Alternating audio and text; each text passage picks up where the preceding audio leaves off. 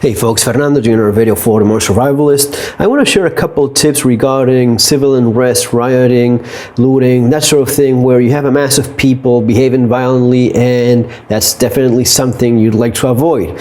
Given recent events in Latin America, Chile, Bolivia, but also in developed countries like in the United States and Europe as well, there's been an increased amount of these sort of situations. In the United States, the anti-Trump movements, the Antifa crowd, the woke generation, or whatever it is you want to call it, these are taking the streets more frequently, and it's often ending up in violence as well. So I have a few tips I'd like to share with you. Now, keep in mind, I've read quite a bit of bad advice regarding this, all sorts of nonsense that doesn't actually work. I happen to have a bit of personal experience regarding these things because throughout the years after 2001, Argentina was pretty much a place where these were daily occurrences. Pretty much every day you had either roadblocks or protests, even looting was quite frequent. I got to see a lot of that firsthand, very close. So, having said all that, first thing I'm going to give you is the only advice that actually works, which is stay the hell away from those situations. When you see a crowd protesting, the possibility of it becoming violent, just stay away from it. Of course, don't participate from it, but even if you happen to have a very different political opinion, don't confront people like that. You're not going to be changing their mind. You're not going to be achieving anything other than maybe getting beaten up or worse.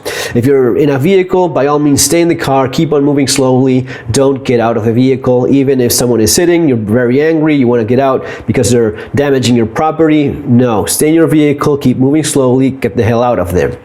Now, there's a couple tips that I'd like to share with you besides that, and this is from my latest book, Street Survival Skills, which is available in Amazon, and a lot of people have been buying it. If you've liked it, leave your positive review in Amazon. Those are greatly appreciated, so keep that in mind if you have a minute or two. So the couple things I'd like to share with you is how you estimate distance just by seeing people nearby. This is quite useful in terms of not overestimating the distance and becoming complacent in terms of how far they happen to be. You want to make sure that crowd is far away from you because it can move quite fast and it can catch you by surprise.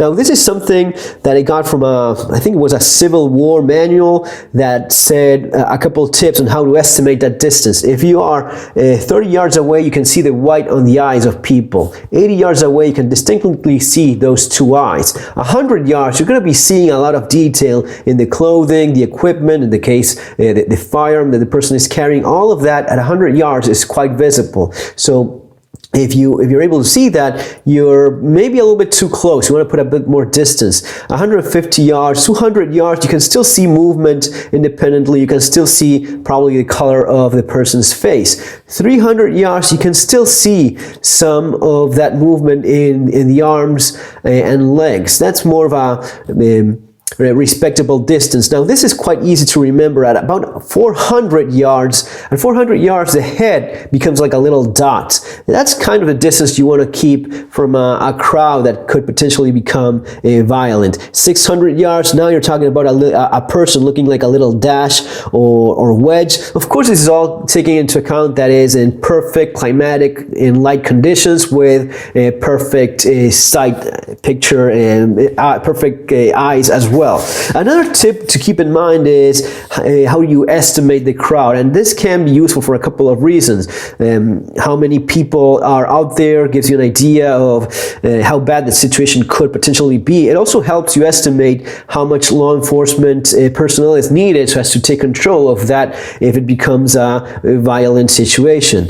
For crowd estimation, one of the most commonly used methods by most people, also known as the Jacob method, is basically dividing the crowd into similar segments and then multiplying it. A good way to go about this, it's going to be depending on the way the people are distributed. So if it's like a line of people in a street, you cut those in 4, 5, 6, whatever fits. But if you have like a large mass like this, just with a couple lines on each direction, you're going to be having 9 segments, and you count the people in just one of them, and instead of multiplying it by 9, you multiply it by 10. Why? Well, first of all, 10 is always easier to multiply than 9, and besides that, it allows you to adjust for a little bit of the dispersion on some of the edges and around where there's going to be a little bit less people than in some of the middle areas.